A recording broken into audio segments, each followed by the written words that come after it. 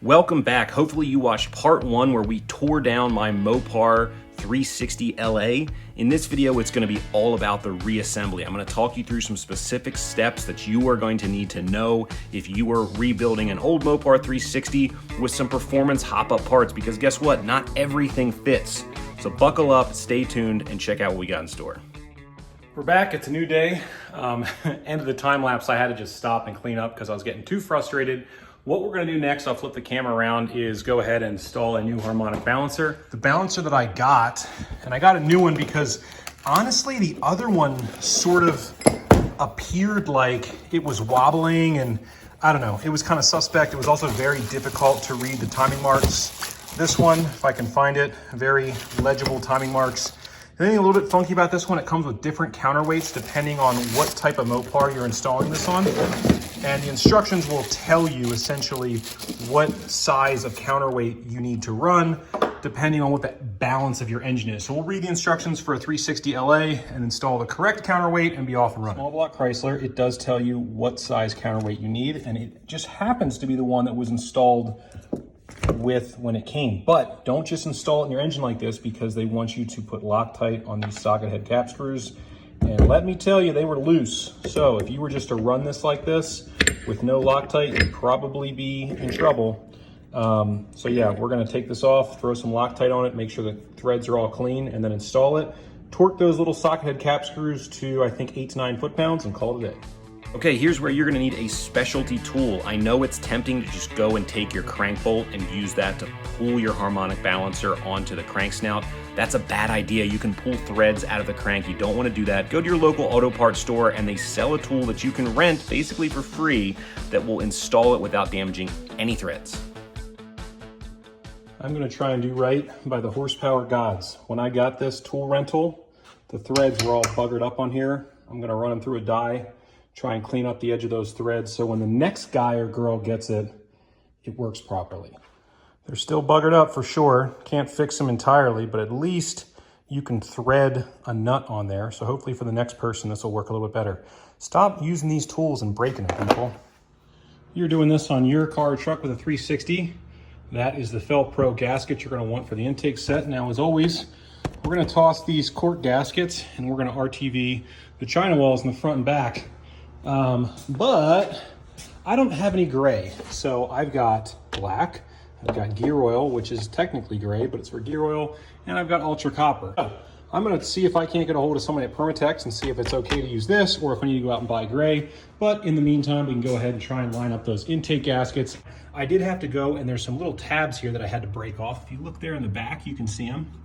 And I don't want my intake hanging up on those. Those are probably with, I don't know, the stock head gaskets or something, but we're just gonna break those off and hopefully it'll allow everything to lay flat. I'm gonna test this thing real quick, so I'm gonna pull these out and drop the intake on there and see how it fits. I went a different route here than normal. I did not use an Edelbrock dual plane. I used one by Professional Products. Now here's the two things I'll say.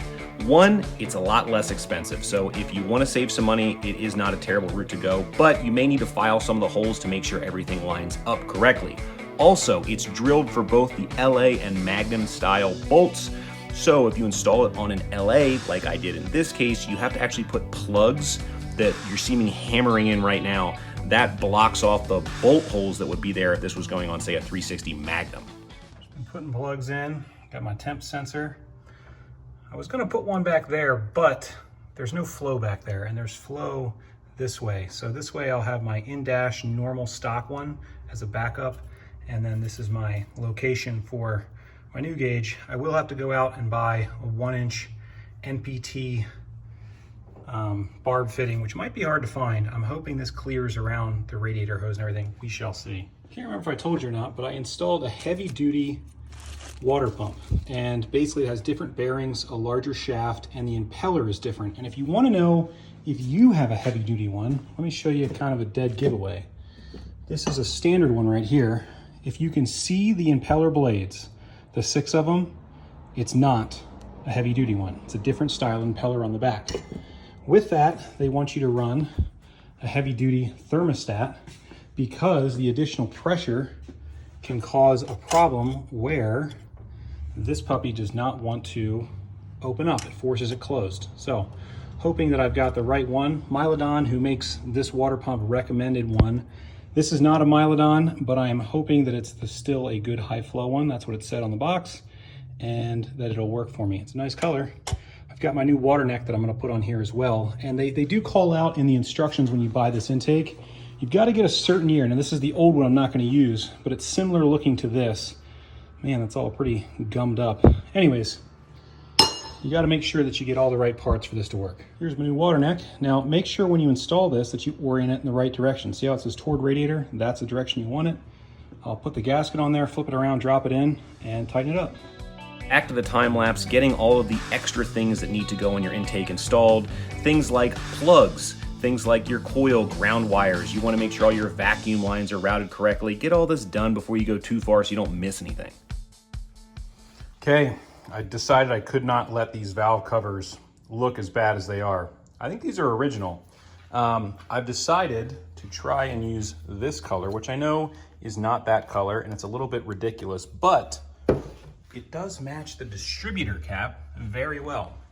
So I think we're gonna go with this. This is kind of like a Mopar engine blue, a little bit. We popped out everything from here. The previous guy who painted these had basically covered these all in paint, so I had to get that all off, which was really difficult. Just don't like that look. I think we're gonna paint these that blue, but I gotta get them down to bare metal first.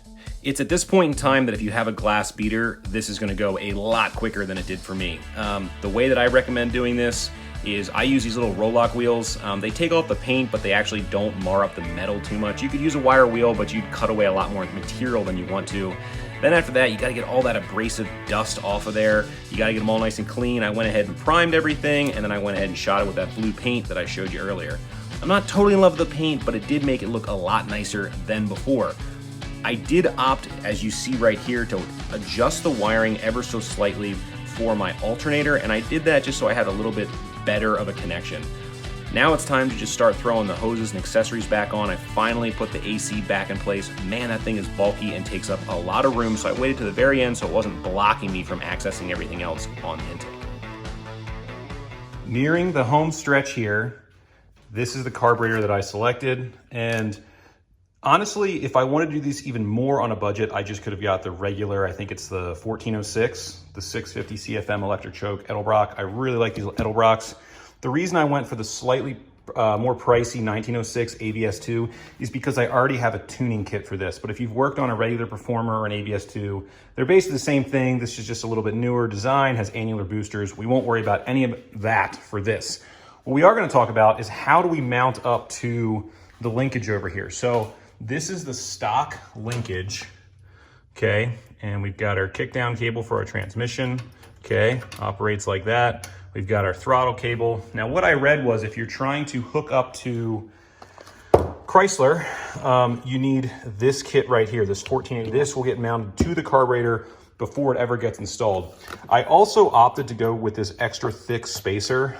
The purpose of this is to try, it's gonna basically do two things.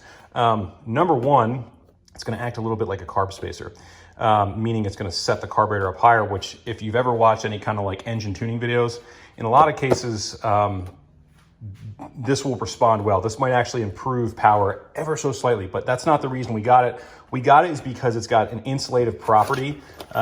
It's like a thick, I don't know what material this would be called, but basically this will help mitigate some of the heat from transferring from the intake into the carburetor, which is a problem that I've had. That's really the only problem I've had with some of these Edelbrock carburetors, where the fuel bowls sit basically down the bottom instead of off to the sides like a Holly would. Speaking of Holly, we are gonna have to come over here and snag some of these parts off. So I think I'm gonna like unbox this bad boy and try and get this all set up and plop it on the intake and just see roughly, hey, how's this gonna work? All right, so when you get any sort of spacer, you gotta think of longer studs. So we've got longer studs here that will work before we plop this on. I went and took the tape off of here. Coarse side, the thread goes down, so we'll go thread these in, drop the spacer on, and then prep the carburetor, set it, and then see what type of modifications, because normally this bracket would bolt to the intake, but with this kind of racier, taller dual plane with, you know, slightly different runners, I don't think it's gonna line up. So you may have to take that off, weld a little bracket on it, do some modifications. We will just have to see. Okay, after taking this apart, this is my little prototype here. You can't use the intake bolts anymore, but my thought is if I can get something like that and do the same thing on the other side and bridge those together to make them strong, I think that will be a good solution.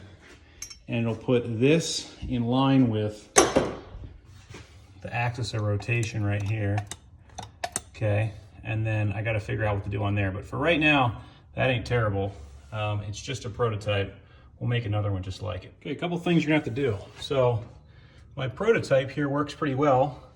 It puts everything up in a straight line, but you will have to mount your little toggle here for the kickdown on the bottom side. I'll show you that in a minute what I mean. The other thing you're gonna have to do is take your bracket right here, which used to mount like this, but it would have never mounted. You're gonna take these ends and bend them like so. Put them in a vise, bend them, put like a 30-degree angle on them. We'll have to take this and bend it back the other way so it's in line with that. Getting to the home stretch here, trust me, I'm gonna let you hear this engine fire up for the first time at the end, but I'm gonna kind of cut the video after that because I decided I'm gonna make a separate video about carburetor tuning, engine timing, getting your carburetor set up correctly with all the pressure regulator and gauges and all that stuff, because that's very, very important, especially for Edelbrocks, and it would honestly just make this video too long. So let's flip the camera around and let's see if this thing actually does start for the first time and if I was successful in this rebuild. If you've never done this before, this may look odd, but your entire fuel system is dry at this point. So you're gonna see me pour some fuel in, just a little bit, and that was probably too much, but you wanna put some fuel in the carburetor so it'll start on that, and then as it's running, it'll pull more suction and you'll be able to get the rest of the fuel in the lines through the filter, regulator, all that stuff, and into the carburetor. If you just sit there and crank it, you're gonna crank for a while, it's hard on your starter. This is just a little easier way to do it.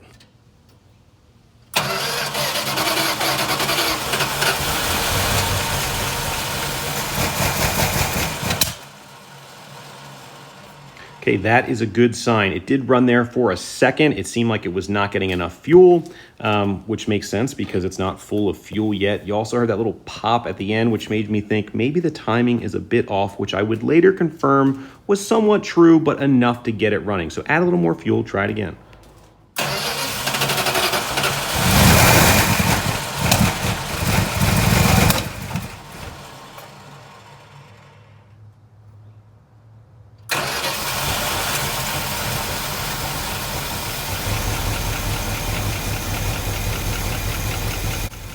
Okay, at this point it's alive but running poorly, which kind of makes sense because I haven't adjusted anything yet. It turns out my fresh out of the box fuel pressure regulator does work, but my gauge doesn't. Notice how the gauge is reading 0, so I'm fiddling with it right now, trying to figure out what's going on, tapping the gauge. It wound up just being a gauge issue, but this is kind of how you should expect things to go if you're trying to start an engine for the first time. It's not gonna run perfectly, okay, but you wanna make little changes, okay, and start honing in on the problem. And eventually we do get it right, we get it running, and we start adjusting stuff. But don't make any major changes yet, okay? It hasn't run in a little while, you just gotta take your time.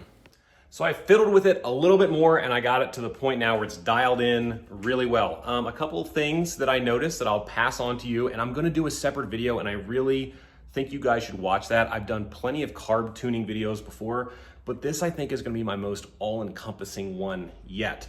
Here are the things that I found out that may help you when you're trying to get your engine to run a little better on that first startup. Number one, the fuel pressure regulator that I got, the setting they told me to put it at for like a 4-barrel intake wound up only reading like 3 or 4 PSI, which like, it's not gonna prevent your engine from running, but that's not what they call for on an Edelbrock. So I had to crank that all the way to the highest setting, and that got me about 5.5 PSI, which is what the carburetor wants. What else? The other big thing, you probably noticed the engine was kind of turning over slowly. I initially thought that, oh my God, there's a truck. Shh, I'm filming.